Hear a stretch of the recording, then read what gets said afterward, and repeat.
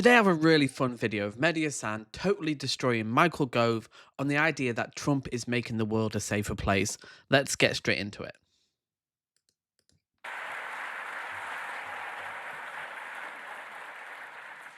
Ladies and gentlemen, the motion today that I'm opposing, and I hope you all are too, is Trump 2.0 will make the world a safer place. I'll be honest, it's a ridiculous motion. To believe this motion, you have to have been asleep for Trump 1.0. You have to have been in a literal coma between 2017 and 2021, when Donald Trump did more drone strikes than Barack Obama, tore up the Iran nuclear deal, withdrew from the INF arms control treaty, helped Saudi Arabia bomb and besiege Yemen, bombed Syria, dropped the mother of all bombs on Afghanistan, and then did a friendly deal with the Taliban, heaped praise on Vladimir Putin, threatened North Korea with nuclear war, and then exchanged love letters with Kim Jong-un. The world was not a safer place under Trump 1.0. And to believe that Trump 2.0 will make the world a safer place, you also have to have been asleep since January 20th of this year. You have to have buried your head in the sand. Safer. Safer. Safer for whom? Not for the people of Iran, more than 1,000 of whom were killed in Israeli airstrikes approved and blessed by Donald Trump as excellent. And it wasn't just the Israelis.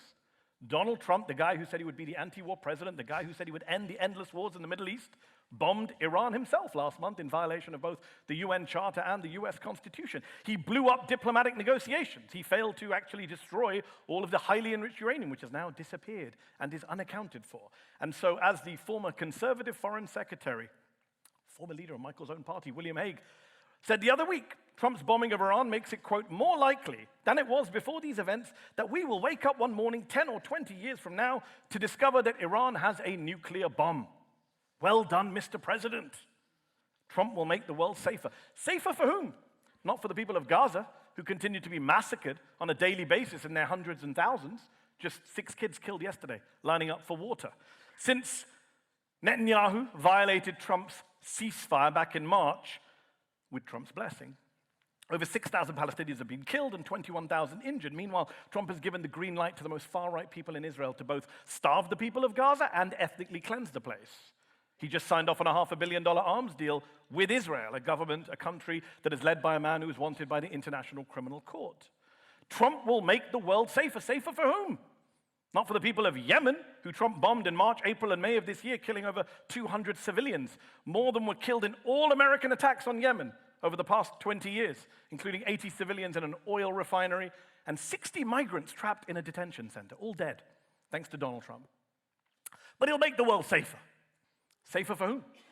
Not for the people of Ukraine, who Trump effectively abandoned since he berated their president in the Oval Office on live television, then kicked him out of the White House, then brought in a pause on intelligence sharing with Ukraine, which led to the deaths of hundreds of Ukrainian soldiers, dozens of Ukrainian civilians. Michael used to be a big supporter of Ukraine, but now he's here tonight defending Trump. The same Trump who just last month halted crucial arms shipments and munitions destined for Ukraine, desperately needed by Ukraine. Now he's saying, oh, well, he's going to change his mind. He's actually going to send the weapons. But he's all over the place. He's Trump. Just quickly, this talking point fascinates me because it's like demonstrably untrue. Like the idea that Trump is making the peacetime president, making the world safer. Why is this a talking point? Well, it's because he does nothing else. Like, he's not going to make the economy better. He's trashing it with tariffs and tax cuts, increased deficit spending. Consumer confidence has gone down. So what other praise can you heap on Trump? Like, he's not improving people's lives. So you have to like go like, what else? Well, he's not good at, bringing the American people together. So what else does he have? Just lie about him being a war, peacetime president. That's literally been no like official wars declared. That's all they have. And also, alternative facts was a phrase coined during the first Trump presidency. That's all you need to know about how Trump presents himself. They don't live in the same reality as us. So, I know. I guess the Ukrainian people are on their own in this new, safer world brought about by Trump 2.0. The truth is that Trump is all too happy to deliver the keys to Kyiv and the property deeds to Gaza to Vladimir Putin and Benjamin Netanyahu. He's all too happy for foreign autocrats to take what they want by force. I mean, you don't think Xi Jinping, who Trump calls a friend and says he has great chemistry with, you don't think Xi Jinping is watching what's happening in Ukraine and thinking Taiwan is just there for the taking? By the way, Trump, ever the mob boss, Just shows you how desperate Trump is. Trump has great chemistry with Putin and Xi Jinping. Like, no, they're playing you, Trump, and he's so stupid that he doesn't know he's being played. Like, he thinks he's intelligent. He's not. Putin's playing him like a bass guitar. Like, it's honestly pathetic. Taiwan should pay the US protection money for its defense. So look, Trump 2.0's foreign policy is a recipe, I'm sorry to say, for more war, not more peace. This is a US president who has increased the military budget to a record high, who loves to cozy up to aggressive foreign dictators, while threatening his own democratic allies, not just Ukraine. He says he wants to annex Canada. He wants to invade Panama. He wants to conquer Greenland. Is this what a safer world looks like? The United States going to war with Denmark? And let's be clear, this is serious stuff. This isn't a joke. There are real-world consequences to Trump's bumbling belligerence, to his reckless rhetoric, to his unbelievable unstableness. You have Poland now considering getting nuclear weapons. You have South Korea considering getting nukes. You have Germany, God help us, thinking about nukes. All because Donald Trump has abandoned US allies, threatened US allies, and made the world a less safe place, more unstable, more chaotic, more dangerous. And this isn't just about war and peace. Trump is making the world a less safe place in myriad ways. He's undermined the global fight against climate change, which Michael has said in the past, Western countries have a moral responsibility to tackle. He appointed an anti-vaxxer, Robert F. Kennedy Jr., to run his health department, who promptly announced a cut in US funding to the world's most important global vaccine alliance. Michael, in government during the pandemic, was an evangelist for vaccines. Trump let Elon Musk gut the US aid department and completely undermine the global fight against HIV/AIDS, tuberculosis, malaria. Things that Michael fought against in government.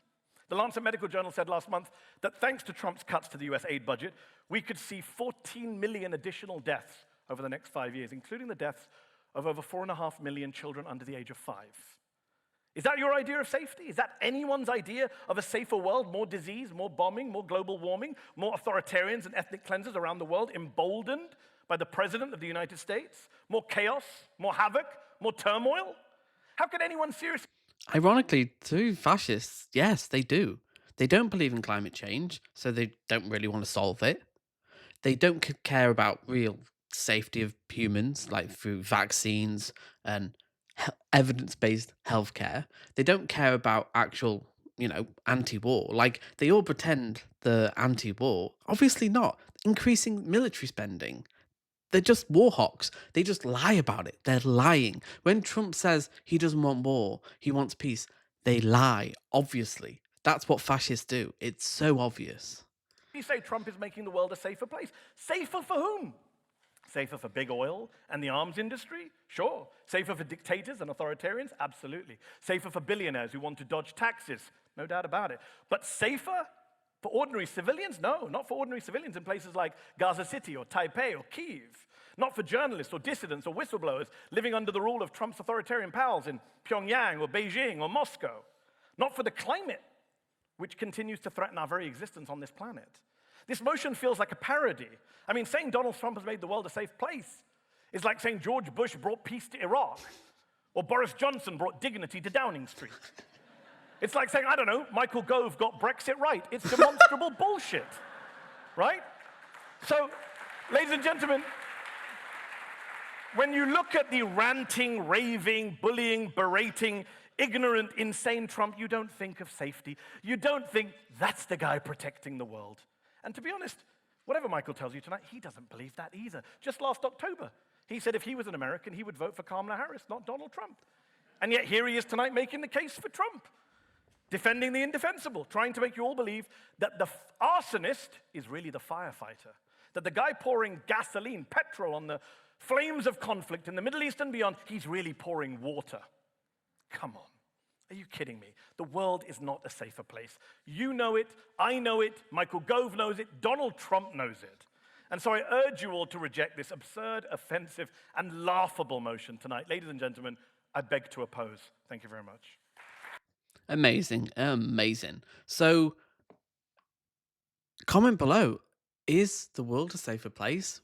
Will, in 3 years' time, the world be a safer place after Trump's tariffs? his continued agitation of authoritarianism, his appeasing of Putin, his constant lies, misinformation, and essentially just like making decisions on whims. That's the most dangerous. Like, he has no consistency. He'll talk to one person and then talk to another, and he'll probably make a decision just based on the last person he spoke to. Is that leadership? Is that, you know, informed decision making? I don't think it is. Comment below, tell me your thoughts, and I'll see you in the next video.